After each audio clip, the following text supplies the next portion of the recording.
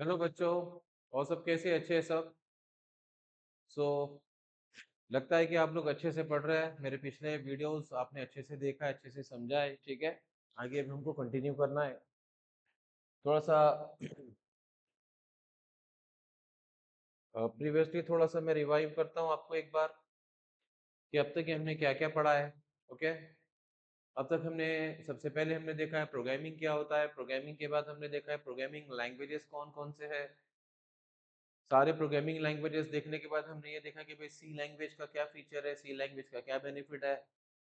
उसके बाद अगले प्रीवियस लेक्चर में हमने सी स्टार्ट कर दिया और सी के अंदर सबसे पहला एक पार्ट हमने कंप्लीट किया है वेरिएबल्स एंड कांस्टेंट। राइट, इतनी चीजें हमारे हो चुके हैं। चलो अभी हम आगे बढ़ते हैं ज़्यादा टाइम वेस्ट करे बगैर कि अगला जो टॉपिक अभी मुझे पढ़ाना है वो है, अगला जो टॉपिक मुझे पढ़ाना वो है keywords and identifier. Okay,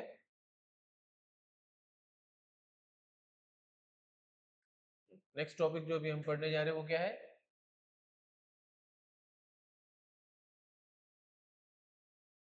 keywords and identifier. Keywords and identifier.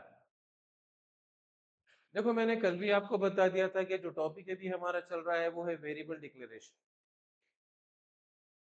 C language के अंदर जब भी आप कोई प्रोग्राम करते हो तो प्रोग्राम का सबसे पहला रूल ये है कि आपको स्टार्टिंग में सारे वेरिएबल्स को डिक्लेयर करना पड़ेगा।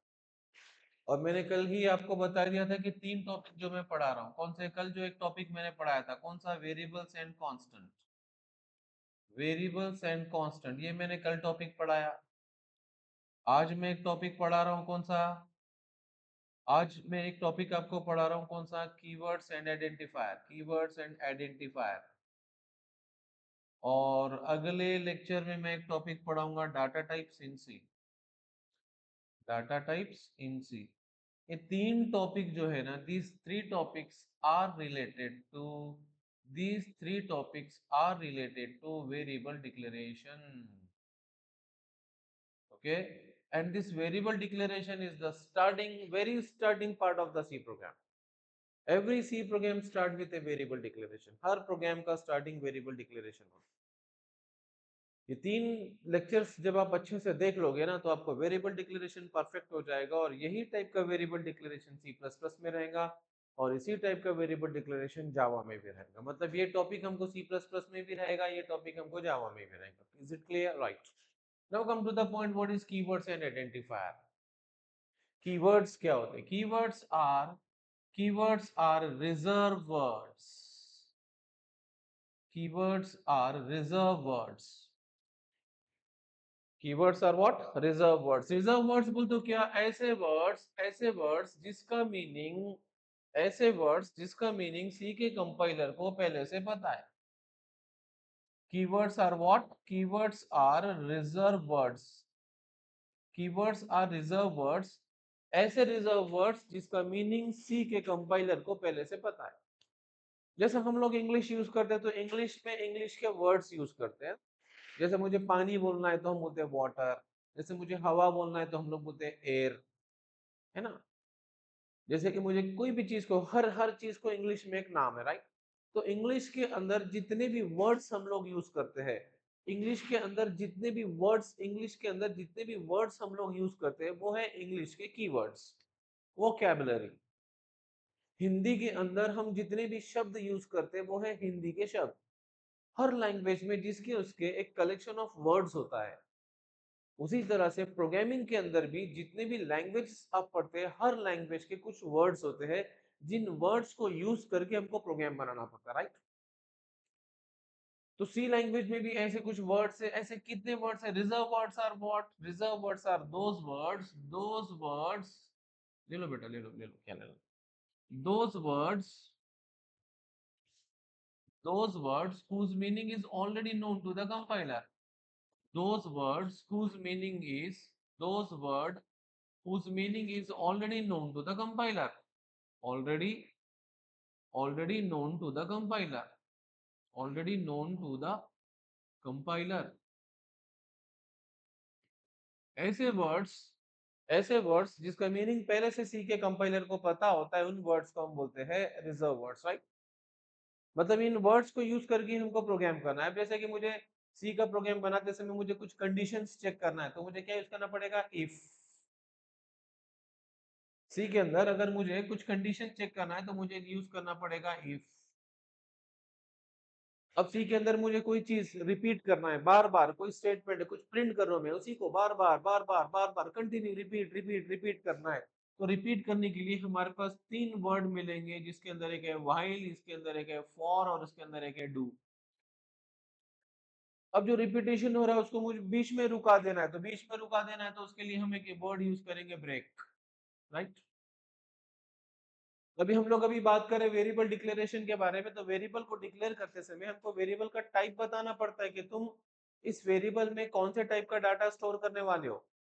अलग अलग टाइप का डाटा हो सकता है, डाटा अल्फाबेटिकल भी हो सकता है, डाटा नंबर के फॉर्म में भी हो सकता है। तो हमको वेरिएबल डिक्लेरेशन में टाइप बताना पड़ेगा। ये कल आने वाला है, कल बहुत इंपॉर्टेंट टॉपिक पढ़ाने वाला हूँ। तो वेरिएबल्स को डिक्लेयर करते समय हमको वेरिएबल का टाइप बताना पड़ता है, और वो टाइप बताने के लिए हमारे पास बहुत सारे कीवर्ड्स है। जैसा इंट नाम का कीवर्ड मिलेगा, फ्लोट नाम का कीवर्ड मिलेगा, कैर नाम का कीवर्ड मिलेगा, डबल नाम का कीवर्ड मिलेगा, लॉन्ग नाम का कीवर्ड मिलेगा, शॉर्ट नाम का कीवर्ड मिलेगा, साइन नाम का कीवर्ड मिलेगा, अनसाइन नाम का कीवर्ड मिलेगा, अनसाइंड, साइंड। ये सारे कीवर्ड्स वेरिएबल को डिक्लेयर करने के लिए भी आगे पढ़ना है, ठीक है। और बहुत सारे, जैसे मुझे स्ट्रक्चर बनाना है तो स्ट्रक्ट नाम का कीवर्ड मिलेगा, मुझे यूनियन बनाना है तो यूनियन नाम का कीवर्ड मिलेगा, इनम बनाना है तो इनम नाम का कीवर्ड। तो ऐसा टोटल टोटल टोटल 32 कीवर्ड सी लैंग्वेज के अंदर है। बोलो कितने कीवर्ड्स है, 32 कीवर्ड। जब ये सारे 32 कीवर्ड्स आप अच्छे से पढ़ लोगे ना, तो आपको सी का प्रोग्रामिंग अच्छे से आ जाएगा। क्लियर। तो फिर से मैं और एक बार बता रहा हूँ, कीवर्ड्स मींस क्या होता है, keywords are the reserve words. Keywords हर लैंग्वेज के रिजर्व वर्ड्स होते हैं। अगर आपको जावा पढ़ना है तो आपको जावा के वर्ड्स सीखना पड़ेगा कि जावा में अलग अलग काम करने के लिए कौन कौन से स्टेटमेंट्स हैं। जब आप पाइथन पढ़ोगे तो पाइथन के वर्ड्स आपको सीखना पड़ेगा कि पाइथन में कौन कौन से वर्ड्स है अलग अलग काम करने के लिए। हर लैंग्वेज के, जैसे हम लोग इंग्लिश सीखते हैं तो इंग्लिश में सारी चीजों के मायने इंग्लिश में लेते हैं, water, air, furniture, pen, pencil, ball, cat, dog, elephant, fish, right. तो जब आप सी पढ़ रहे हैं तो आपको सी के इन वर्ड्स को सीखना पड़ेगा कि मैं इसका क्या काम है, इसका क्या काम है, इसका क्या काम, इससे हम क्या कर सकते हैं, इससे हम क्या कर सकते हैं, इससे हम क्या कर सकते हैं। तो ऐसे 32 वर्ड्स सी के अंदर है, और इन 32 वर्ड्स को यूज करके आप सी का प्रोग्राम बनाने वाले। Clear. And all these words are in lowercase. All keywords are in lowercase. All keywords are in lowercase. अब ये खास में क्यों बता रहा हूँ लोअर केस? लोअर केस में मतलब स्मॉल स्मॉल अल्फाबेट्स में, राइट। ये इसलिए बताना पड़ रहा है क्योंकि सी का जो कंपाइलर है वो है case sensitive. Case sensitive means what? Case sensitive का मतलब ये होता है, केस सेंसिटिव का मतलब ये होता है कि सी के कंपाइलर को कैपिटल लेटर्स और स्मॉल लेटर्स अलग अलग है। सी के कंपाइलर को कैपिटल लेटर्स और स्मॉल लेटर्स दोनों अलग अलग है, डिफरेंट है। अब हमारे पास एक कीवर्ड है, हमारे पास एक कीवर्ड है फॉर नाम का, स्मॉल में है। अगर तुम उसको प्रोग्राम में ऐसा लिखते हैं तो ये गलत हो जाएगा, दिस इज रॉन्ग। मतलब सी के अंदर जो स्मॉल में है स्मॉल में लिखना पड़ेगा, जो कैपिटल में है कैपिटल में लिखना पड़ेगा। अगर आप स्मॉल को कैपिटल कर दोगे या कैपिटल को स्मॉल कर दोगे तो प्रोग्राम गलत हो जाएगा। मैं पहले से आपको बताता जा रहा हूँ कि C is a structured programming language. कि सी का हर हर पार्ट का एक स्ट्रक्चर होता है। सी के हर प्रोग्राम का एक स्ट्रक्चर होता है, और आपको वही स्ट्रक्चर को, वही सिंटैक्स को फॉलो करना पड़ेगा। हम हमारे हिसाब से मनमानी नहीं कर सकते कि मैं ये करूंगा, मैं इसमें लिखूंगा, मैं इसमें नहीं। C is a structured programming language. C is a structured programming language. मतलब किसी के प्रोग्राम का एक सिंटैक्स है कि आपको मेन फंक्शन लेना पड़ेगा, आपको मेन फंक्शन में पहले वेरिएबल डिक्लेयर करना पड़ेगा। सारे सिंटैक्स है भी हमको यही तो पढ़ना है अभी। जब हम लैंग्वेज पढ़ते हैं तो क्या पढ़ते हैं? लैंग्वेज के रूल्स पढ़ते हैं, लैंग्वेज का ग्रामर पढ़ते हैं, राइट। वही वही तो पढ़ रहे हैं। जब ये सारी चीजें हम सीख लोगे तो हमको फिर सी लैंग्वेज के अंदर प्रोग्राम बनाना बहुत आसान हो जाएगा। क्लियर? आ रहा है सबको समझ में? तो केस सेंसिटिव का मीनिंग क्या होता है? केस सेंसिटिव का मीनिंग ये होता है कि capital and small letters are different. तो मैं ये बता रहा हूँ कि ये जितने भी मैंने 32 वर्ड्स, इसका मैं एक फोटो भेजाऊंगा, 32 वर्ड, जितने भी ये 32 कीवर्ड्स है, ये जितने भी ये वर्ड्स मैंने यहाँ लिखा है, ये सब सी के कीवर्ड्स है। इनको रिजर्व वर्ड्स बोलेंगे हम, राइट? क्या बोलेंगे हम? और इन्हीं वर्ड्स को यूज करके हमको प्रोग्राम बनाना है, और यही वर्ड्स के बारे में अब आप हमको आगे सीखना। जैसे अब मैं कल डाटा टाइप्स पढ़ाऊंगा ना, तो ये सब आ जाएंगे कल, इंट, फ्लोट, कैर, सब आने वाला है।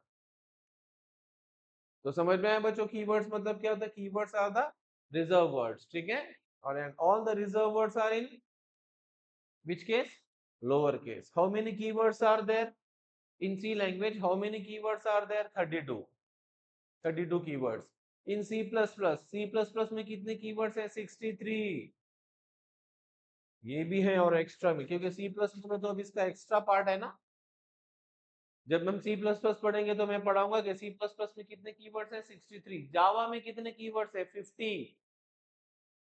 अब बोलेंगे तो जावा में तो और ज्यादा होना चाहिए, लेकिन आपको जब पता चलेगा, क्योंकि जावा में ना सारे कीवर्ड्स नहीं है सी और सी प्लस प्लस के, थोड़े सी के हैं, थोड़े सी प्लस प्लस के, और कुछ एक्स्ट्रा है। सी प्लस प्लस के अंदर सी के सारे कीवर्ड्स मिलेंगे प्लस एक्स्ट्रा। तो सी प्लस प्लस में कितने कीवर्ड्स मिलेंगे? In C language how many keywords? 32। In C plus plus how many keywords? 63। And in Java how many keywords? 50। ये पूरी एक फैमिली है, ये सी, सी प्लस प्लस, जावा एक पूरी फैमिली है, राइट? तो मैंने अभी 32 कीवर्ड्स पूरे नहीं लिखा हूं, कुछ लिखा हूं, लेकिन टोटल नंबर ऑफ कीवर्ड्स कितने हैं? 32 कीवर्ड्स। समझ में आ गया? What is keyword? Keywords are the reserve words, those words whose meaning is already known to the compiler। कि कंपाइलर को पता है कि प्रोग्राम में इफ आया तो क्या करना है। कंपाइलर को पता है कि प्रोग्राम में स्ट्रक लिखे मतलब क्या है। प्रोग्राम को पता है कि हम कैर लिखे मतलब क्या, डबल लिखे तो क्या, लॉन्ग लिखे तो। कंपाइलर इन 32 वर्ड्स की मीनिंग को पहले से जानता है, तो इन वर्ड्स को हम बोलेंगे कीवर्ड्स। समझ में आ गया what is keyword? Okay, right, ठीक है। अगला टॉपिक मैं आपको बताने जा रहा हूं, आइडेंटिफायर्स क्या होता है, ठीक है? आइडेंटिफायर,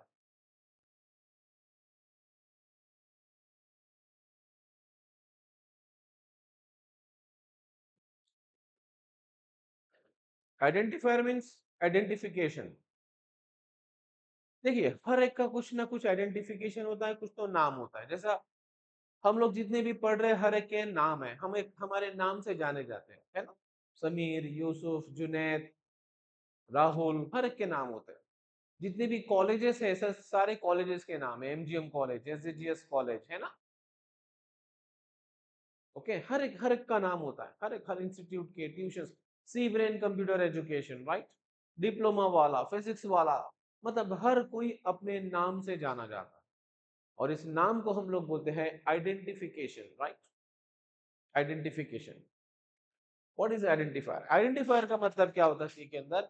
कि जब भी हम कोई वेरिएबल्स लेते हैं, जब भी हम कोई वेरिएबल्स को डिक्लेयर करते हैं, तो हम क्या करते हैं? उसको कोई ना कोई एक नाम से डिक्लेयर करते हैं। तो जो भी नाम से हम वेरिएबल को डिक्लेयर करते हैं, उस नाम को हम लोग बोलते हैं आइडेंटिफायर। जिस नाम से भी हम वेरिएबल को डिक्लेयर करते हैं, उस नाम को हम लोग बोलते हैं आइडेंटिफायर। जैसे कि फॉर एग्जांपल, मुझे रेडियस के लिए वेरिएबल लेना है, जैसे मुझे रेडियस के लिए वेरिएबल लेना है, तो मैंने लिया आर। प्रोग्राम के अंदर मैंने रेडियस के लिए आर नाम का वेरिएबल लिया हूं।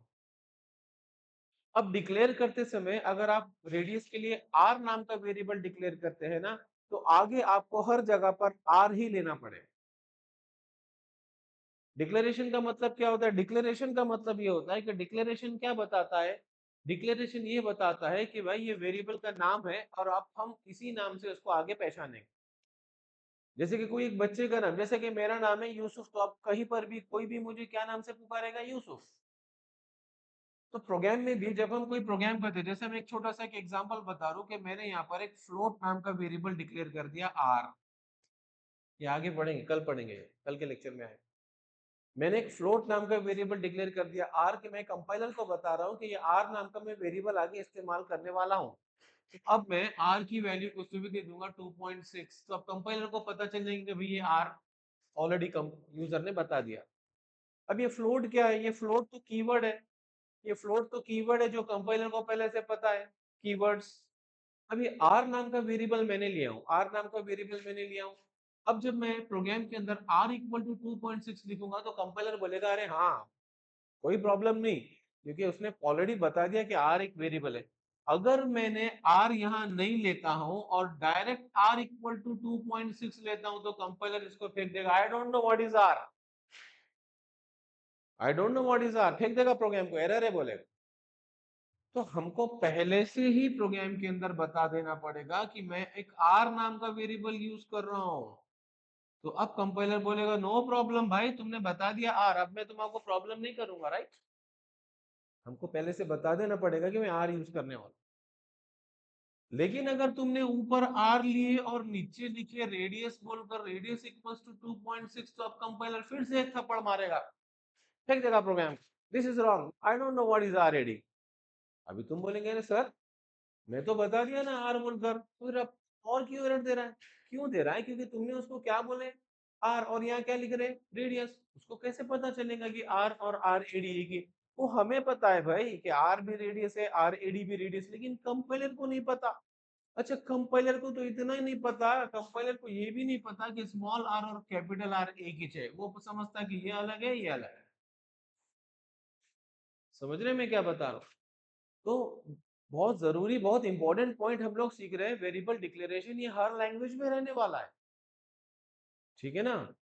तो जब भी हम कोई वेरिएबल डिक्लेयर करते हैं तो हमको उसका नाम बताना पड़ेगा। तो जो भी नाम से, जिस नाम से भी आप वेरिएबल को डिक्लेयर करते हैं उस नाम को हम बोलते हैं आइडेंटिफायर।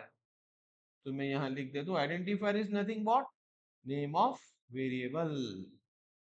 अब सिर्फ वेरिएबल ही रहेंगे क्या? नहीं, आगे ऐसे बहुत सारे नए नए टॉपिक आएंगे, वेरिएबल हो सकता है, आगे हम लोग एरे पढ़ने वाले हैं, आगे हम लोग फंक्शन पढ़ने वाले हैं, आगे हम लोग स्ट्रक्चर पढ़ने वाले हैं, आगे हम लोग यूनियन पढ़ने वाले हैं, आगे हम लोग पॉइंटर पढ़ने वाले। तो इन सबको नाम देना पड़ेगा, इन सबको कोई ना कोई तो नाम देना पड़ेगा, और उसी नाम को हम लोग बोलते हैं आइडेंटिफायर। क्लियर, समझ में आ रहा है?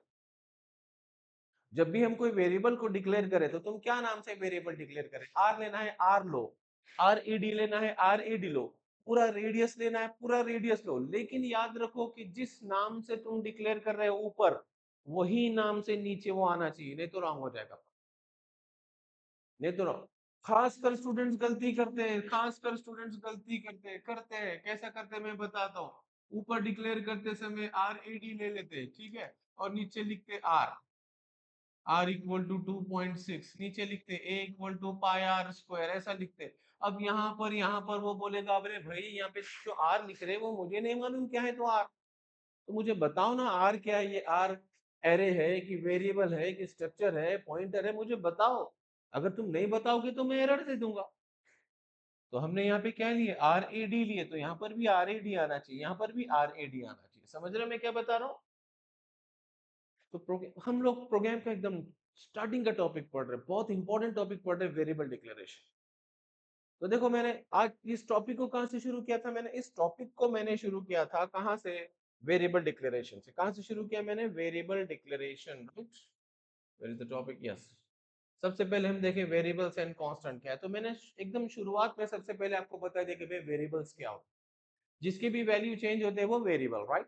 जिसके भी वैल्यू चेंज होते हैं वो वेरिएबल। क्लियर हो गया? ओके। फिर उसके बाद मैंने क्या बताया? उसके बाद फिर मैंने आपको बताया हूं कीवर्ड्स क्या होता है। कीवर्ड्स क्या होते हैं, right. Keywords are the reserved words. अब जो टॉपिक मैं पढ़ा रहा हूँ, अब जो टॉपिक मैं पढ़ा रहा हूँ ये बता रहा हूँ कि भाई वेरिएबल्स तो हम समझ गए, वेरिएबल्स के नाम कैसे होने चाहिए वो पढ़ा रहा हूँ। तो जो नाम का भी आप वेरिएबल डिक्लेयर करते हैं उस नाम को हम बोलते हैं आइडेंटिफायर। क्लियर? जैसा कि हम लोग रेडियस के लिए आर ए डी भी ले सकते हैं, आर भी ले सकते हैं, रेडियस भी ले सकते हैं। एरिया अगर लेना है तो ए ले रहा हूँ या एरिया बोल के ले सकता हूँ, राइट। अगर मुझे टेम्परेचर है तो मैं टेम्परेचर बोल के ले सकता हूँ, किसी का नाम है तो नेम बोल के ले सकता हूँ। ये सब एग्जांपल्स है वेरिएबल्स, वेरिएबल नेम। अब बात यहाँ पर ये आ रही कि भाई इन नाम को लेते समय आपको कुछ रूल्स फॉलो करना पड़ेगा, rules for identifier, rules for identifier.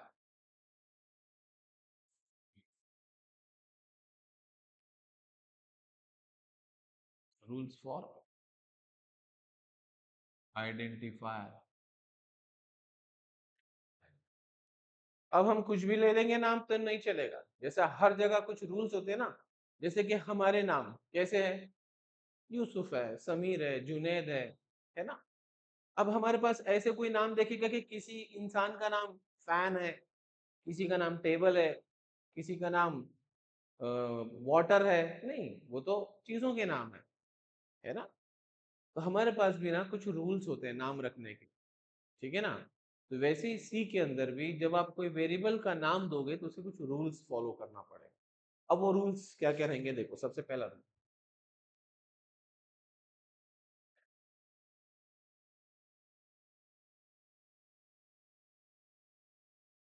It should contain upper case और lower case alphabet.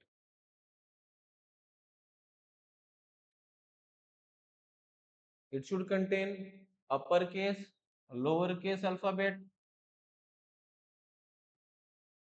numbers and under numbers, ठीक है।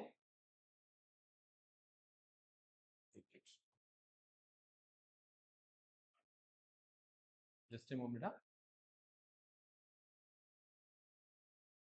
पहला rule, blank spaces are not allowed. थोड़ा सा सिंपल करो, मैं blank spaces are not allowed.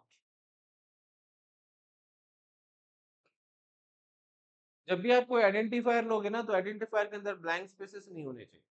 जैसे कि आप, जैसे कि आपने एक वेरिएबल लिए, कैसा वेरिएबल लिए, एरिया ऑफ सर्कल, ऐसा वेरिएबल लिए, दिस इज रॉन्ग। क्यों गलत होगा, क्योंकि इसमें ब्लैंक स्पेसेस आ गए, राइट। इसके अंदर ब्लैंक स्पेसेस आ गए, क्लियर होगा। तो आइडेंटिफायर में, वेरिएबल नेम में कभी भी ब्लैंक स्पेसेस नहीं होना चाहिए, याद रखो। Second rule, special characters not allowed.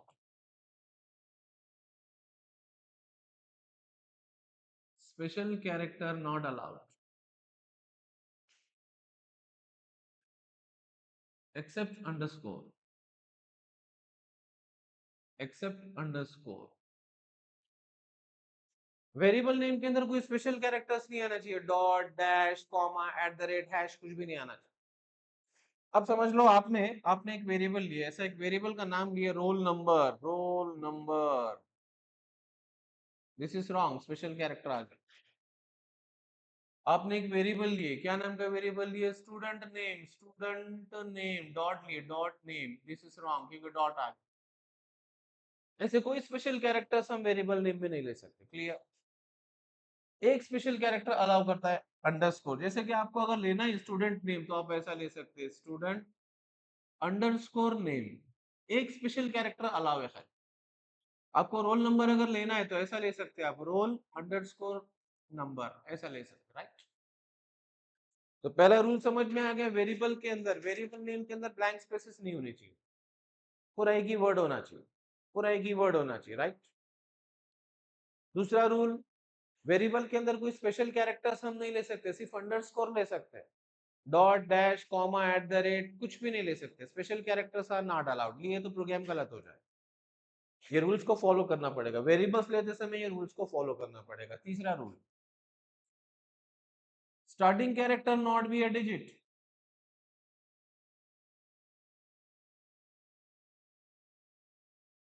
Starting character not be a digit.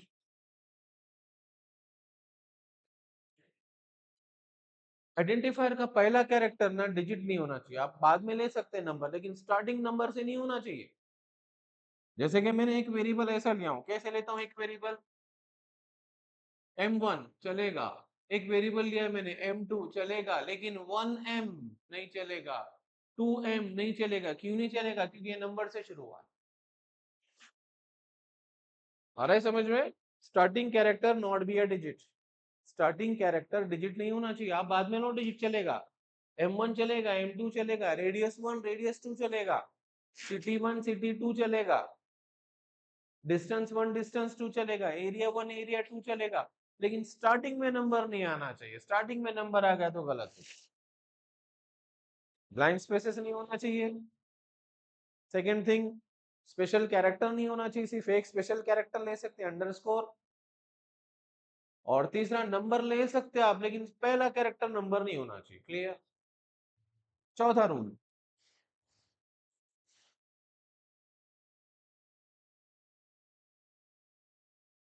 Keywords not allowed.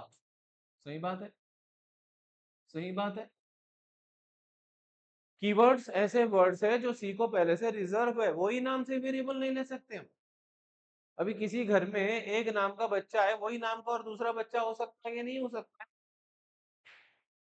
एक घर में एक नाम का ऑलरेडी बच्चा है, सचिन। अब उसी घर में और एक उसके छोटे भाई का नाम फिर सचिन आएगा कि नहीं आएगा?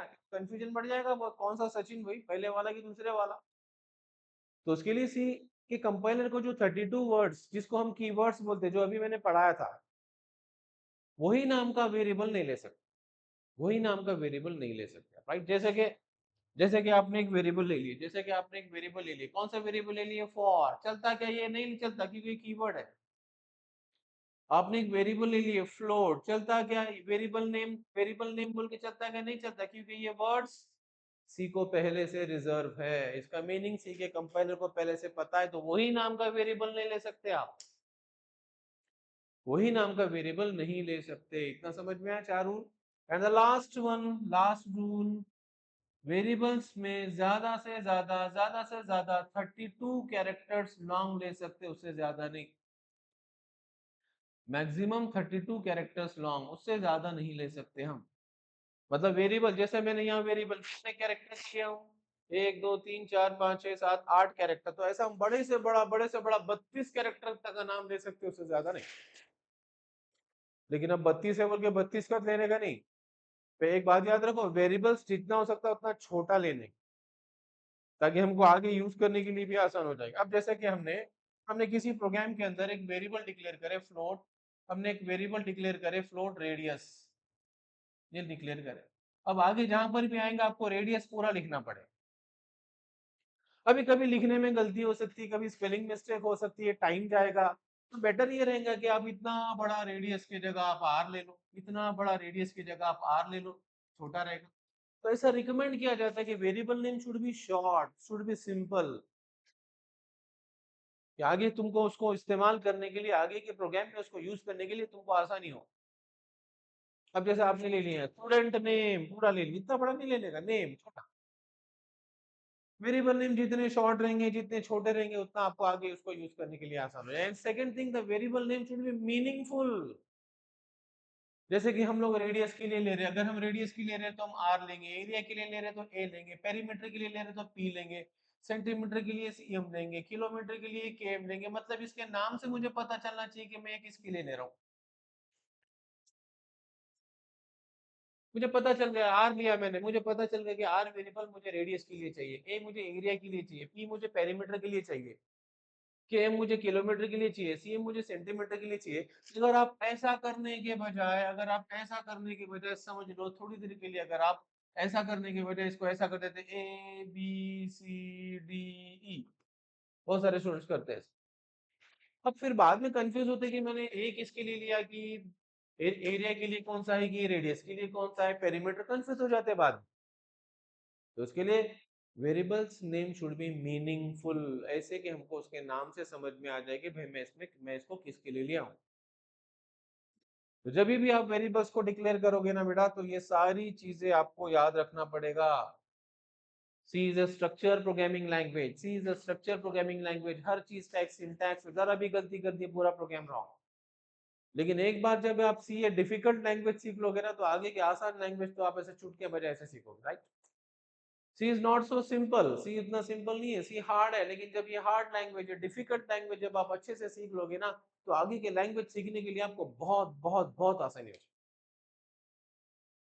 तो समझ में आ गया आइडेंटिफायर क्या होता है? Identifier means what? Variable name. कोई भी वेरिएबल जब आप ले रहे हैं तो आपको उसको डिक्लेयर करना पड़ेगा। डिक्लेयर करते समय कुछ तो नाम देना पड़ेगा, कुछ तो भी नाम देना पड़ेगा, और वही नाम से आगे उसको यूज करेंगे हम, राइट?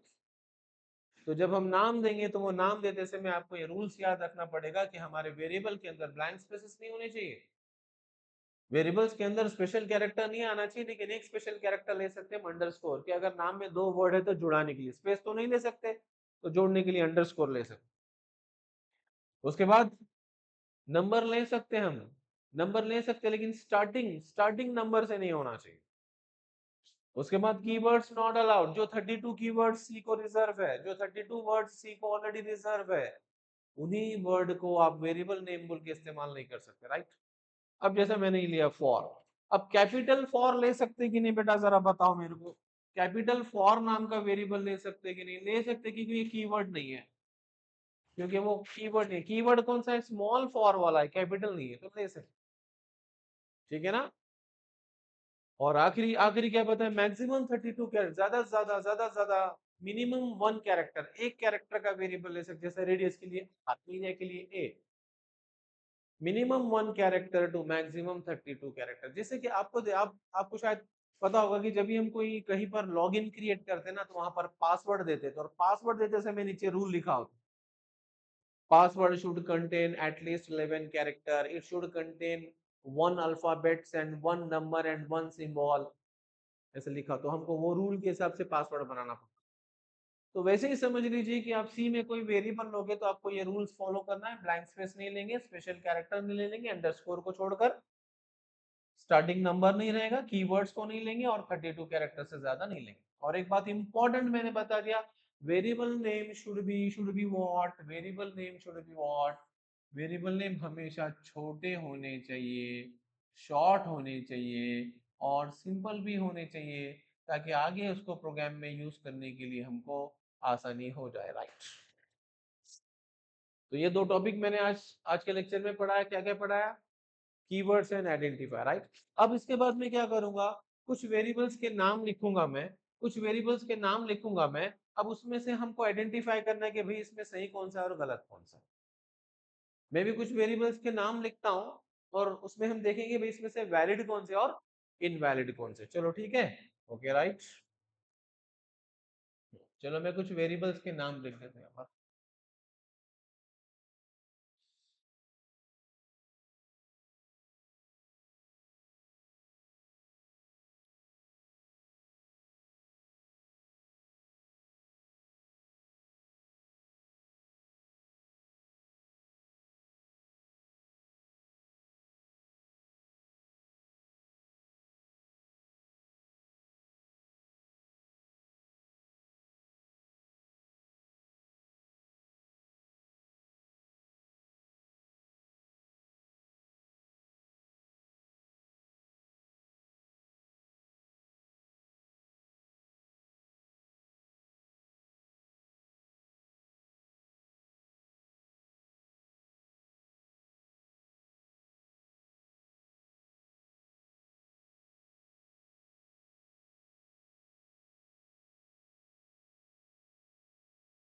चलो कुछ लिखा हूं मैंने यहाँ।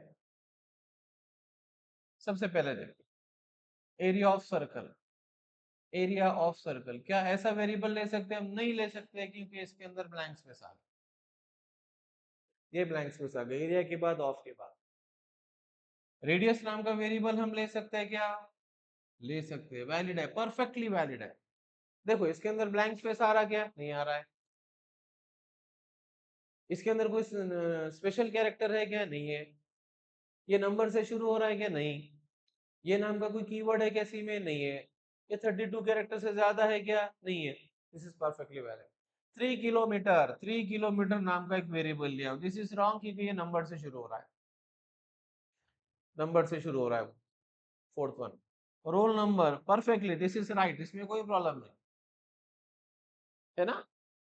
इसमें कोई ब्लैंक स्पेस आ रहा है क्या, नहीं आ रहा है, इसमें कोई स्पेशल कैरेक्टर आ रहा है क्या, आ रहा है, कौन सा स्पेशल कैरेक्टर आ रहा है, underscore, underscore is perfectly valid.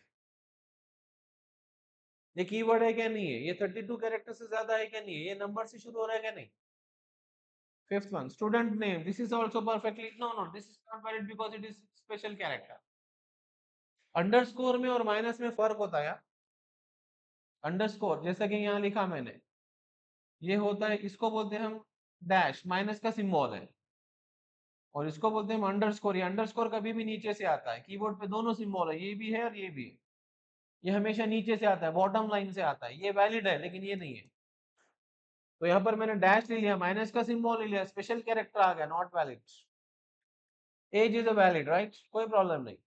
Percentage is also valid, no problem. Subject one is also correct, right. Case, case invalid है, क्यों इनवैलिड है? क्योंकि केस एक कीवर्ड है, ये 32 कीवर्ड में से एक कीवर्ड आता है, राइट। अभी मैंने पूरे 32 कीवर्ड्स नहीं बताया, कल पूरी इसकी फोटो डालूंगा। अब बताइए, नंबर मैंने कैपिटल में लिया हूँ, ये नंबर वेरिएबल मैंने कैपिटल में लिया हूँ, नंबर वेरिएबल मैंने से कैपिटल में लिया हूँ,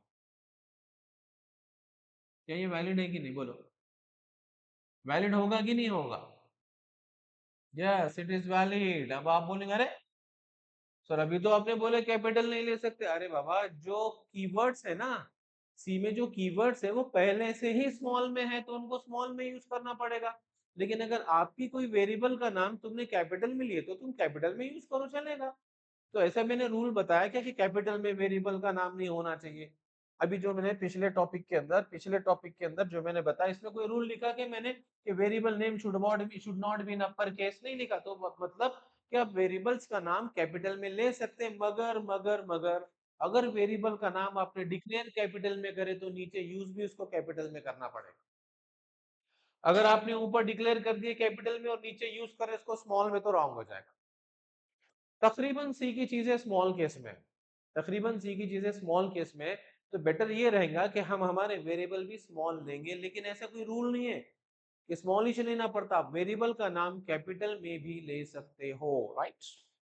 variable name should be in upper case भी हो सकता है, लोअर केस भी हो सकता है, राइट। दोनों चले गए, अपर केस लोअर केस। तो ये नंबर जो लिया हूं मैंने, ये भी वेरिएबल नेम चलता है। तो आपको केयरफुली देखो, शुरू शुरू में अभी आपको लग रहा है अरे बाप इतने सारी चीजें याद रखना पड़ता क्या? जैसे जैसे आप प्रोग्राम बनाते जाओगे ना, ये सारी चीजें याद हो। मैं आपको बताया ना पहले भी, हर एक टॉपिक के ऊपर मैं 30 से लेके 50-50 प्रोग्राम लेने वाला हूँ। तकरीबन हमारे 400 प्रोग्राम्स होंगे इस पूरे सी के अंदर, तकरीबन 400 प्रोग्राम्स में लेने वाला हूँ। तो जब एक टॉपिक में शुरू करूंगा 30 to 40 प्रोग्राम्स लूंगा, तो वो 40 प्रोग्राम के अंदर आप परफेक्ट हो जाओगे। हर टॉपिक आपका एकदम परफेक्टली हो जाएगा, कोई घबराने की जरूरत नहीं। सिर्फ आप रेगुलर लेक्चर्स को फॉलो करना है, एक भी लेक्चर आपका मिस नहीं होना चाहिए। मैं गारंटी देता हूँ, अगर आप सिर्फ मेरे लेक्चर फॉलो करते, कोई बुक नहीं पढ़ना है आपको, कोई बुक नहीं पढ़ना है, किसी चीज को फॉलो नहीं करना है, सिर्फ लेक्चर से देखो आप, आपको मैं गारंटी देता हूँ कि आप सी में परफेक्ट, आप गारंटी देता हूँ कि मैं आप सी लैंग्वेज परफेक्टली हो जाएगा, और उतने ही परफेक्टली आपके आगे के लैंग्वेजेस, राइट। थोड़ा सा पेशेंस रखो, अभी कल का एक और 2-3 दिन लगेंगे, हमारा थ्योरेटिकल चलेगा, उसके बाद हम प्रोग्रामिंग शुरू करते हैं। अभी तो प्रोग्राम आया नहीं ना, अभी हम लोग क्या पढ़ रहे हैं? अभी हम लोग ना सी का ग्रामर पढ़ रहे हैं प्रोग्राम बनाने के लिए। ऐसा नहीं कि मैंने पहले दिन आ गया और प्रोग्राम लिख दिया, अरे पता ही नहीं ये हैश इंक्लूड क्या है, ये मेन क्या है, ये इंट का इक्वल लिख रहे हैं, ये फ्लोट का इक्वल लिख रहे हैं, ये प्रिंटफ क्या है, हमको कुछ नहीं पता, डायरेक्ट मैंने लिख दिया, चलेगा क्या? नहीं, पहले मैं सारी चीजें बता दूंगा, सारी चीज कंसेप्ट क्लियर हो जाएंगे। तो मैं गारंटी देता हूँ कि जिस दिन मैं पहला प्रोग्राम पढ़ाऊंगा, जिस दिन मैं पहला प्रोग्राम बोर्ड पर लिखूंगा, आपको एक एक लाइन आपको अच्छे से समझ में, जितना समझ के पढ़ोगे उतना मजा आएगा, जितना समझ के पढ़ोगे उतना मजा आएगा, और खुद प्रोग्राम बनाओगे आप, ठीक है ना। मैं कितने भी प्रोग्राम लो, इट इज नॉट इम्पोर्टेंट, लेकिन तुम खुद से जितने प्रोग्राम बनाएंगे वो इंपॉर्टेंट। तो मैं ये चाह रहा हूँ कि आपको प्रोग्रामिंग का फॉर्मेट अच्छे से पढ़ा दूं, ताकि डेवलपमेंट आप खुद कर सके, राइट। वैसे मैं हर टॉपिक के ऊपर बहुत सारे एग्जांपल्स लेता हूँ, बहुत सारे एग्जांपल्स लेता हूँ, उसके अलावा भी आप खुद से प्रोग्राम्स ट्राई कर सकते हो। और एक 2-3 दिन आप पेशेंस रखिए, थ्योरेटिकल चल रहा है, एक 2-3 दिन के बाद आपका पूरा बेसिक इंट्रोडक्शन सीखा हो जाएगा, उसके बाद हम प्रोग्रामिंग चालू कर देंगे। क्लियर? तो आज के लिए बेटा इतना काफी है। अगले लेक्चर में हम अगला जो वीडियो मेरा रहेगा, उसमें मैं डाटा टाइप्स इन सी पढ़ाने वाला हूँ, जो कि बहुत ज्यादा इंपॉर्टेंट है। उस लेक्चर में जब आप डाटा टाइप्स पूरा पढ़ लोगे, तो आपका वेरिएबल डिक्लेरेशन का कंसेप्ट पूरा क्लियर हो जाएगा। वेरिएबल डिक्लेरेशन के लिए सबसे पहले टॉपिक पे मैंने बताया कि भाई वेरिएबल्स क्या होता है, क्लियर। और इस टॉपिक में मैंने बताया कि वेरिएबल्स के नाम कैसे होने चाहिए। दो दो टॉपिक क्लियर हो गए। अब कल मैंने बताऊंगा कि वेरिएबल को डिक्लेयर कैसे करना। फिर से रिपीट कर रहा हूं मैं, प्रीवियस वीडियो के अंदर मैंने बताया कि वेरिएबल्स क्या होता है, द वैल्यू विच चेंजेस, उसके साथ कांस्टेंट भी पढ़ा है। पिछले वीडियो में मैंने बताया कि वेरिएबल्स क्या होते हैं। आज के लेक्चर में मैंने बताया कि भाई वेरिएबल्स के नाम कैसे होने चाहिए, सी में कुछ भी दे देंगे तो नहीं चलेगा, वेरिएबल्स के नाम कैसे उन्हें पढ़ा दिया। अब अगले वीडियो में मैं क्या करूंगा, वेरिएबल्स को कैसे डिक्लेयर करते हैं बताऊंगा, किस तरह से वेरिएबल को डिक्लेयर करें। जब कल का टॉपिक हो जाएगा ना, जब कल का टॉपिक आपका हो जाएगा ना, तो जब कल का टॉपिक आपका हो जाएगा तो आप परफेक्टली वेरिएबल डिक्लेरेशन समझ में आ जाए। ठीक है, तो आज के लिए काफी है, इसके बाद का वीडियो कोई मिस नहीं करना चाहिए। ओके, चलो, ओके, बाय।